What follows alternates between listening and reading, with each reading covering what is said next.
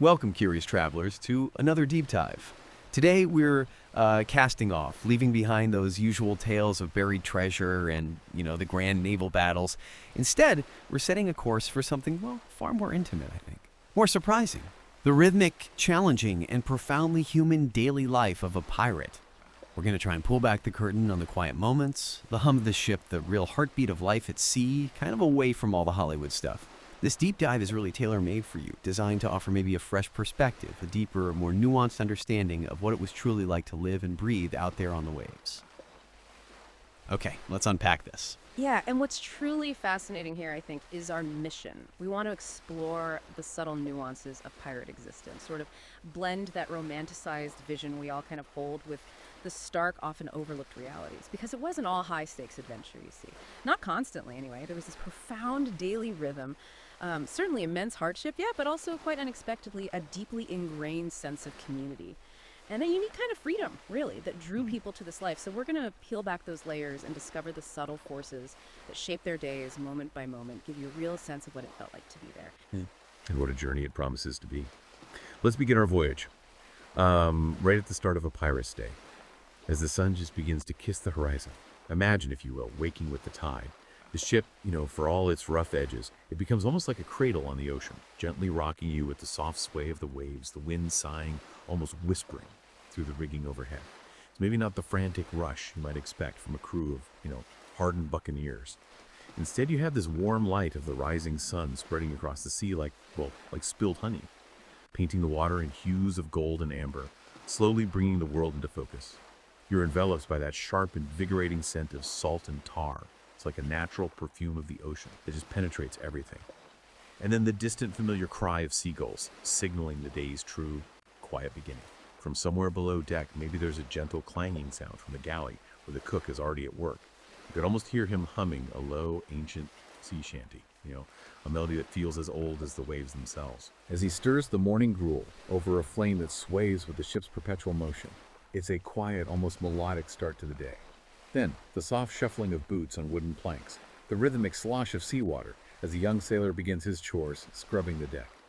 The bristles on the wood, the water splashing into the sea. It's a surprisingly peaceful sound, isn't it? Almost meditative, like a lullaby to ease into the day. It paints a picture of serene beginnings. It does. It really does. And that serenity is such a powerful contrast. But, if we connect this to the bigger picture, even these seemingly peaceful moments, they hint at the underlying practicalities, the constant challenges of survival, that early rise. It wasn't always a choice. It was a necessity, driven by the communal rhythm of the ship and the relentless demands of labor. Everyone had to be up, contributing, because life at sea, even on a pirate ship, was about constant vigilance and upkeep. It just had to be. The ship was like a living entity that required ceaseless attention.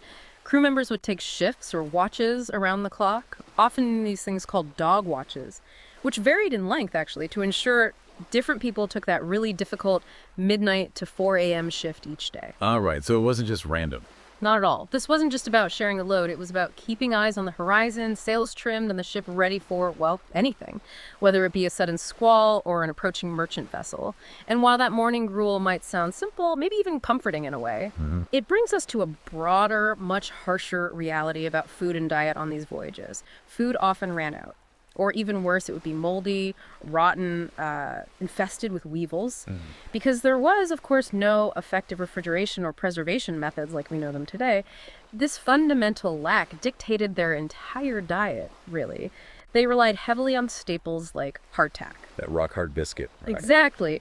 Brick-like, incredibly durable biscuit, notoriously difficult to chew, but it would last for months. And heavily salted meats like salt pork or beef. These were often so tough and briny they had to be soaked overnight before cooking, and even then, well, they provided little in the way of real nutrition. So the cook, stirring the pot, those very first sounds of the day, they are truly tied to a constant fundamental struggle for sustenance.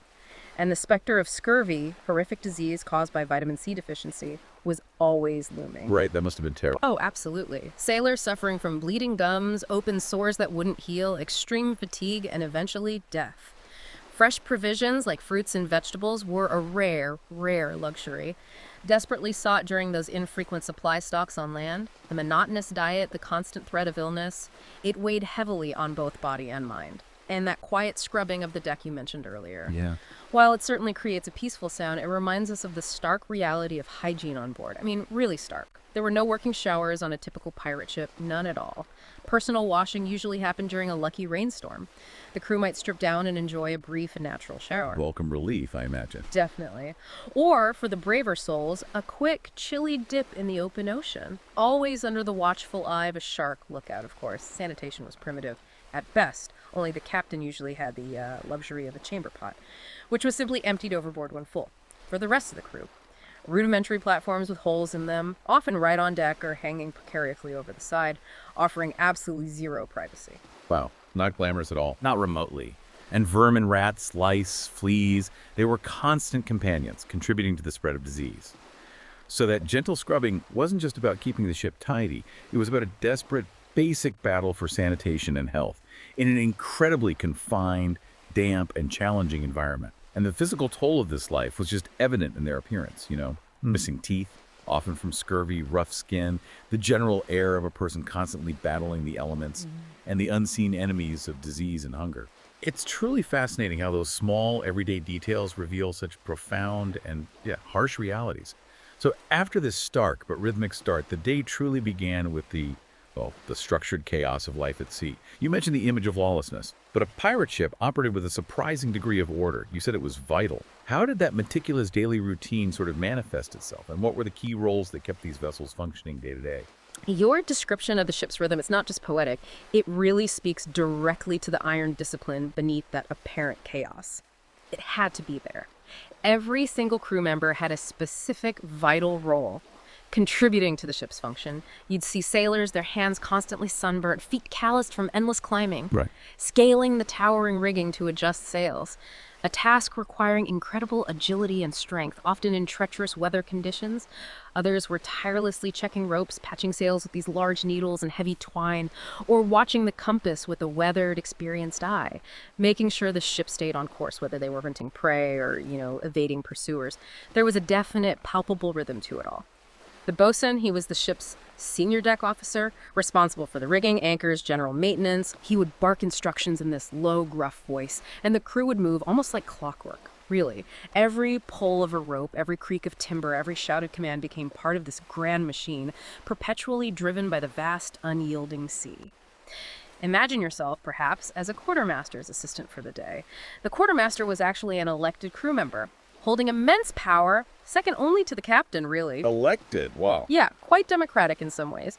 He oversaw provisions, distribution of spoils, often mediated disputes. So your task might include meticulously taking stock of dried meats, that ever-present hardtack, and the precious barrels of water. You'd count rum rations with care, making precise marks in a leather-bound logbook with a stubby quill, ensuring fairness and accounting for every drop. This strict routine and division of labor wasn't for luxury. It was primarily for sheer survival. A pirate ship was a floating world constantly facing life-threatening storms, the ever-present threat of rival pirate crews, and, yes, the very real concern of mutiny from within. Every task, every role, was a piece of a larger puzzle designed to keep the ship afloat and the crew alive. It sounds incredibly demanding. And dangerous, obviously. Lunch, when it eventually came, was typically simple, I gather. Often more salt pork, maybe a boiled potato if they were exceptionally lucky and the stores allowed it, and of course almost always a mug of grog to chase it down.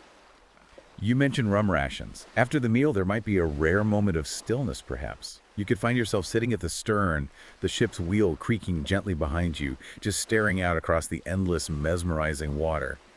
In those moments, it's quiet.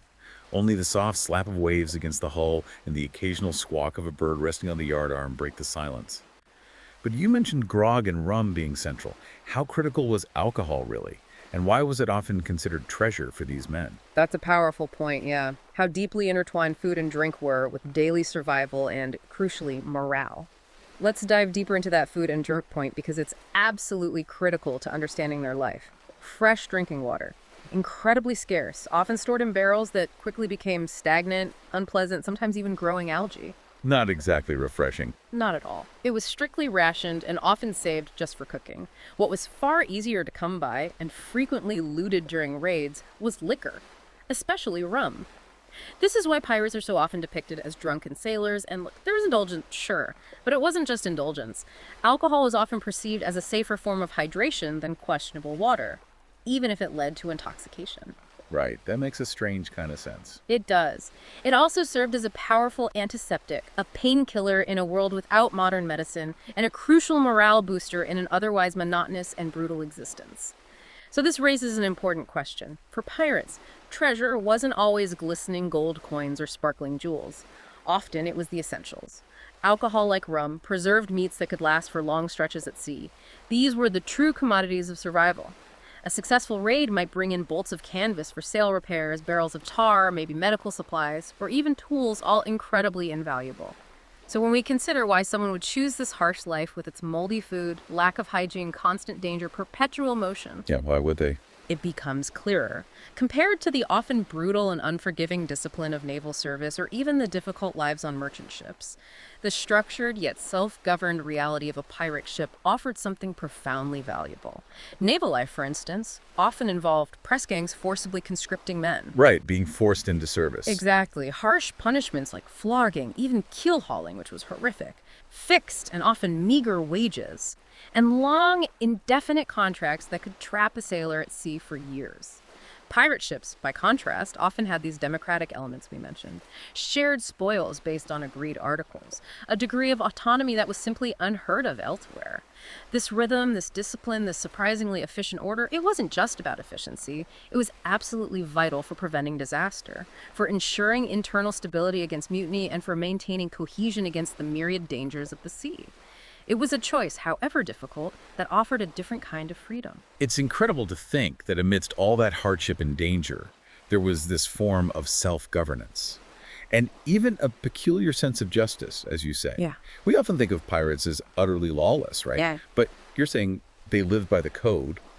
Could you tell us a bit more about this surprising system? How did it actually shape their daily interactions? That democratic aspect is indeed one of the most surprising, maybe even radical features of pirate life for the time. They did live by what was known as the code, a set of articles or rules.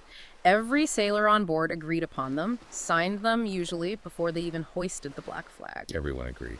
Generally, yes. It wasn't some arbitrary law imposed by a single leader. It was a pact, a social contract among equals, more or less. For instance, many pirate articles, like those of the famous Captain Bartholomew Roberts, explicitly detailed how shares of any spoils were divided fairly among the crew, often with extra portions for the captain, the quartermaster, or those who performed specialized tasks like the ship's surgeon. Crucial decisions, like where to sail next or whether to engage a target, were often put to a vote among the entire crew. A vote? Yes, quite often. Arguments were settled not by rank or brute force, but by agreement, or if necessary, by a duel on land, ensuring a peculiar form of equity. This was a direct, stark contrast to the rigid, often oppressive hierarchies of naval vessels, and in a truly remarkable display of democracy for the era, captains could even be replaced. Voted out. Essentially, yes. If they broke the trust of the crew, proved cowardly, or failed to secure prizes consistently. The quartermaster, that elected crew member, often held more immediate power than the captain himself in day-to-day matters, overseeing provisions, internal justice, ensuring the code was upheld. This direct contrast with the often brutal discipline found on naval or merchant ships of the era made the pirate life, despite its inherent dangers, an appealing alternative for many. For those fleeing impressment, poverty, harsh masters. A system where your voice mattered and your share was guaranteed was a powerful draw. This system provided a form of justice and shared power that was completely absent elsewhere. More than just fairness, though, the code was absolutely crucial for maintaining internal stability. Mutiny was a constant worry on any ship, but a crew that felt heard and fairly treated was far less likely to turn on itself. This structure, these agreed-upon rules, kept chaos at bay and allowed them to function as a cohesive unit. Okay, it's clear how the code provided order. But beyond the rules, you mentioned an incredibly strong sense of friendship and camaraderie forged on these ships. What did that actually look like in their daily lives? And how did they find comfort and connection in such an isolated, dangerous existence? That's where the human element truly shines through, I think. The camaraderie and shared purpose were vital for survival, not just comfort. It was essential. You'd find them sharing stories in the shade of coiled ropes during a quiet afternoon, their voices low and comforting, maybe recounting tales from home or adventures on other seas. Laughter would echo across the deck during games of dice, often carved from bone or simple card games. It was their only source of simple entertainment in a world pretty much devoid of distractions. Passing the time. Exactly. They'd pass the quiet hours by carving intricate designs into wood, maybe mending and stitching torn sails together, or spinning elaborate, fantastical tales of ghost ships and terrifying sea monsters. These weren't just idle pastimes, they were vital for psychological support, essential for mental well-being and cohesion in an isolated, dangerous, and often monotonous environment. As night fell, a different kind of comfort settled in. Hammocks would sway gently in the hold, the air thick with the smell of old wood, damp canvas, and salt. You can almost smell it. Often, a fiddler, maybe a flutist, or someone playing a bodhran, a type of Irish drum, would play softly near the bow. Their music might be a mournful lament or a joyful jig that seemed to float like a memory on the wind, carrying away the day's hardships, filling the quiet spaces with a shared sense of humanity. You can compare it to any close-knit, high-stress team today. Think of a military unit, or even a startup, maybe. Trust and shared rules are paramount for survival and success. The pirate ship, for all its roughness, was a micro-society built on these principles, ensuring that even amidst the constant threat, there was a profound sense of belonging and mutual reliance. This sense of community and shared purpose made the undeniable hardship bearable. It transformed what could have been a floating prison into a chosen home, in a way. That sense of shared purpose and community must have been a real lifeline. Absolutely. But what a welcome relief it must have been when, after weeks or even months at sea, the ship finally reached land. You mentioned supply stops, but what was the experience of landfall truly like for these men? Was it always some kind of tropical paradise, or were there dangers even on solid ground? Landfall was always a moment of immense relief, yeah, though not always a paradise in the romantic sense we might picture. Imagine the sight, though. The vessel anchoring gently off a small island, lush and green, palms swaying rhythmically in the breeze, the vibrant screech of parrots echoing from the treetops. Sounds idyllic. It could be, but this wasn't always about plunder. Often it was a crucial strategic supply stop, absolutely necessary. The crew would eagerly row ashore, their boots crunching on the wet sand as they scattered. Some would be tasked with gathering essential provisions. Fresh coconuts, bananas, desperately needed fresh water from streams or collected rainwater. They might also gather firewood for cooking on board, or maybe hunt for wild pigs or fowl to supplement their meager diet. Others might engage in quiet bartering with locals if there are any friendly ones, trading for goods like dried tobacco, coffee, or even simple tools. It highlights a more pragmatic side to their existence than just raiding. So trading, not just taking. When it suited them, yes. Or when necessary. For many, though, it was simply a chance for simple relaxation, pure relief. You'd see men just lying in the sun, boots off, eyes closed, their faces lifted to the caress of the breeze, soaking in the stillness of solid ground beneath their feet after weeks of constant motion. That feeling must have been incredible. Oh, absolutely. Perhaps you, too, would wander into a quiet grove, the sun filtering through the dense leaves above. A curious monkey might watch you from a branch as you sit by a small stream, dipping your hands in the cool, clear water, just letting time drift like the clouds above. It was a fleeting personal moment of peace amidst the constant motion and vigilance of the sea. So it wasn't just about provisioning, grabbing supplies, but also a moment for mental and physical recuperation. That makes sense. What of the evenings on land? How did they cap off a day on solid ground? Did the rules still apply? Well, the rules often got a bit looser on shore leave, which could be part of the problem too. But typically that night, a fire would often be lit right on the beach, its flames dancing against the darkening sky, a stark contrast to the small, contained flames allowed on board ship.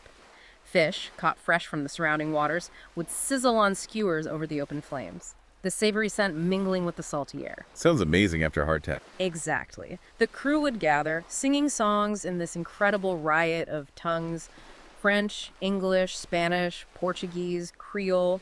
It's a testament to the incredibly diverse backgrounds aboard these vessels. Men from all corners of the globe united under a shared flag, essentially. And above it all, the stars. So incredibly bright, away from any city lights, they felt close enough to touch, illuminating the scene in a way the open ocean rarely allowed. You might just fall asleep right there in the sand, a full belly for once, the fire crackling low beside you, the gentle lapping of the waves, a natural lullaby. However, these moments of peace were incredibly fleeting, and often fraught with hidden dangers too. It was a short break from the constant movement and vigilance required on the ship. Shore leave also presented its own set of challenges. The risk of desertion for some, drunken brawls with locals or other sailors, and the ever-present threat of disease and unfamiliar environment. Right, not always a safe haven. No. And it's also important to remember, piracy isn't just confined to the Golden Age, the 1600s, 1700s in the Caribbean. Pirates have existed since antiquity, sailing the Mediterranean, the Indian Ocean, the South China Sea since the early 1400s. And of course, modern piracy continues to this day along the African coast and in Southeast Asia. Different forms, but it's there. So these island stops, they weren't unique to one era or one region. They were a universal aspect of sea life, a necessary interlude for anyone making their home on the ocean, a brief exhale before the next unpredictable journey. Yeah, that's a really important perspective. It wasn't just one time and place, but not every day could be a gentle island breeze or even a quiet supply stop. Some days, the sea would show its true terrifying power. What was it like when a storm arrived? How did the crew, who lived by the rhythms of the sea, navigate its fury? That's where the true test of seamanship and, frankly, human resilience came into play. Big time. One evening, the sky would just darken with this unnerving swiftness. You'd feel it coming. The wind would rise, starting as a mournful sigh and then growing into a deafening roar, making the ship groan and creak ominously as it leaned into waves that crashed like immense liquid mountains against the hull. This was the storm's arrival, a force of nature that cared nothing for human endeavor, just pure power. The crew, with an almost primal instinct born of experience, would spring into action. There was no panic, usually, just practiced efficiency, because panic could kill you. They would work feverishly to tie everything down, securing loose objects on deck and below, anything that could fly around. Rain would lash the deck with stinging force, making visibility almost impossible. And the sails, once billowing proudly, would be pulled in tightly or reefed to weather the tempest, minimizing the surface area exposed to the gale. All hands on deck, literally. Absolutely. Through the chaos, the captain's voice would ring out, steady and strong. Hopefully steady and strong, a beacon of calm amidst the fury, directing every crucial maneuver. You'd grip a rope, soaked to the bone, your heart pounding, not purely from fear, though there was fear, of course, but from an overwhelming sense of awe at nature's raw power.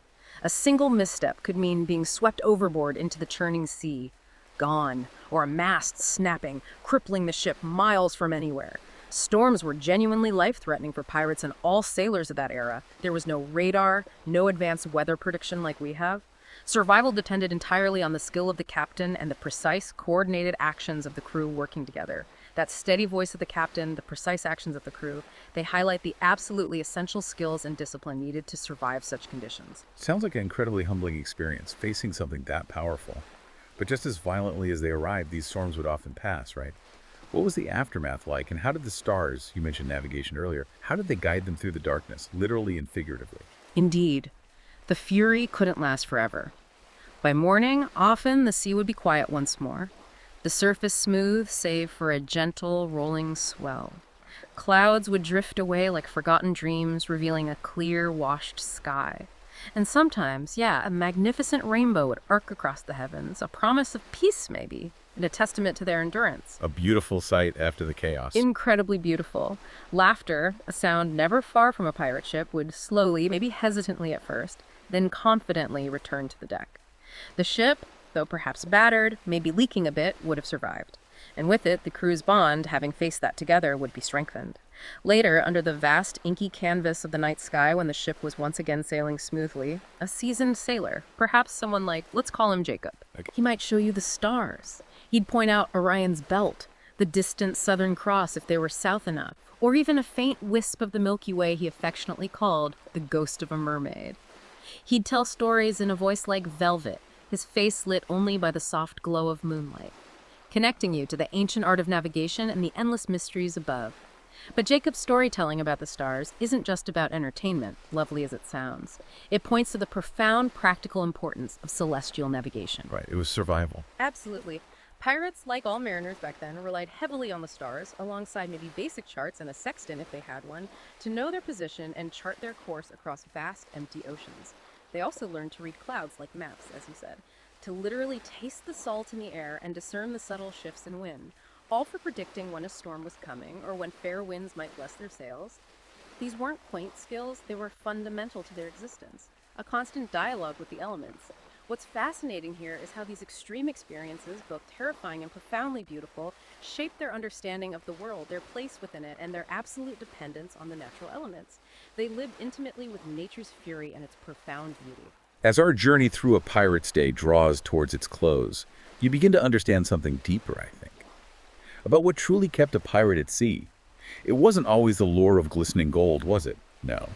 More often, maybe it was the raw, exhilarating feeling of the wind filling the sails, the boundless freedom found in every changing tide, the vast expanse of stars without ceilings above them, and days unburdened by their relentless ticking of clocks.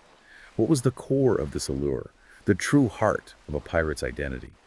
I think to synthesize this gentle journey we've taken with the harsh reality we've also described, the allure of this life, despite all its challenges, the moldy food, the lack of hygiene, the constant danger, the threat of capture it, was immense, precisely because it offered a degree of autonomy and self-governance. That pirate code, that system of democratic principles we discussed, it provided choices and freedoms often completely absent from other maritime careers or, frankly, land-based lives for people of their station. An escape, really. For many, yes. A deliberate escape from the oppression of naval service, the bleakness of poverty back home, or the rigid class structures of society.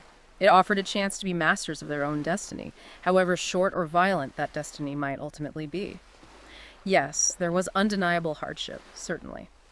The moldy food, the rough conditions, the constant danger of storms, rival ships, naval patrols hunting them. But there was also a profound, undeniable joy in it for many. The joy of working with your hands, feeling the strength in your muscles as you handle the ship, of singing raucous songs with your crewmates, their voices blending in a shared harmony that transcended language barriers. It was finding a profound peace in the quiet, constant sway of the ship beneath your feet, that constant comforting rhythm, and every single day survived was a triumph against the relentless elements and the constant threat of rival crews. This continuous struggle fostered an incredibly strong bond among the crew and an unparalleled sense of accomplishment. Just making it through another day. It sounds like a life lived with all senses just heightened, completely engaged. Exactly. You would grow exquisitely attuned to the rhythm of this life. The familiar, lonely call of the gulls overhead, the sound of sails flapping and straining in the breeze, the endless sea that seemed to wrap itself around the entire world like a never-ending song. You would learn to read the clouds as if they were maps, sensing the coming weather with an instinctual knowledge honed by experience. You'd taste the salt in the air and know when a storm was brewing hours before it broke. You would begin to truly feel the heartbeat of the ship beneath your feet, like a living, breathing entity, almost a second skin. And those physical manifestations of this life we mentioned, the missing teeth, the general roughness, the calloused hands, the sun-weathered skin, they weren't just unfortunate circumstances. They were visible testaments to their incredible endurance, their resilience, their sheer survival. So if we connect this to the bigger picture, the daily life of a pirate was this constant negotiation between external danger and a deeply felt internal community. This unique negotiation led to a profound sense of self, forged not in luxury or comfort, but on the raw, unforgiving high seas. In that heartbeat of the ship, amidst the vastness of the ocean, you would find yourself, stripped bare of pretense, truly connected to the elemental forces of life and the unvarnished truth of human companionship. So, as the sun dips low and paints the sky in strokes of gold and lavender, we bring our deep dive into the daily life of a pirate to a close. The pirate's life, as we've seen, was such a complex tapestry, woven with threads of harsh realities and surprising freedoms, wasn't it? Of demanding routine and exhilarating adventure, of deep solitude and profound camaraderie. So what does this all mean for your understanding of history, maybe? And indeed for human resilience itself? We hope that after this deep dive, you feel a little more well-informed, perhaps a little more connected to the nuanced, vibrant, and undeniably challenging daily existence of those who chose the sea as their home. And as you reflect on this journey through A Pirate's Day, maybe consider this. How modern societies, despite all our comforts and conveniences, might still implicitly long for some of those elemental freedoms. And the deep, perhaps uncomplicated connections experienced by these people of the sea, even in their incredibly challenging existence. It makes you wonder, doesn't it? Even amidst the hardship, there was a raw, undeniable authenticity there. A profound engagement with life itself. The sea sighs like a lullaby, and the ship carries you forward, always onward, through distant islands and the dreams that only sailors know. Good night, traveler of the tides.